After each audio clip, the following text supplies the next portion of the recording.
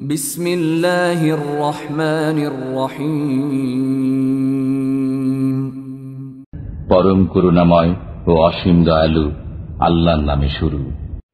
لم يكن الذين كفروا من أهل الكتاب والمشركين منفكين حتى تأتيهم البينة। আহলে কিতাব ও মুশরিকদের মধ্যে যারা কাফির ছিল তারা প্রত্যাবর্তন করত না যতক্ষণ না তাদের কাছে সুস্পষ্ট প্রমাণ আসত। رسول من الله يتلو صحفا مطهرة। অর্থাৎ আল্লাহর একজন রাসূল যিনি আবৃত্তি করতেন পবিত্র সহিফা। فيها كتب قيمة।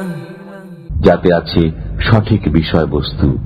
وما تفرق الذين أوتوا الكتاب إلا من بعد ما جاءتهم البينة।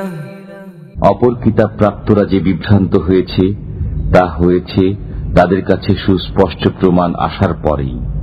وما أمروا إلا ليعبدوا الله مخلصين له الدين حنفاء ويقيموا الصلاة ويؤتوا الزكاة وذلك دين القيمة।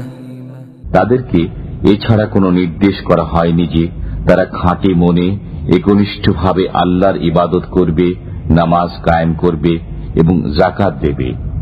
এটাই সঠিক ধর্ম। ইন্নাল্লাযীনা কাফারু মিন আহলিল কিতাবি ওয়াল মুশরিকিনা ফী নারি জাহান্নাম খালিদিনা ফীহা উলাইকা হুম শাররুল বারিয়াহ। আহলে কিতাব ও মুশরিকদের মধ্যে যারা কাফির তারা জাহান্নামের আগুনে স্থায়ীভাবে থাকবে, তারাই সৃষ্টির অধম। ইন্নাল্লাযীনা আমানু ওয়া আমিলুস সালিহাতি উলাইকা হুম খায়রুল বারিয়াহ। যারা ঈমান আনে ও সৎকর্ম করে তারাই সৃষ্টির সেরা।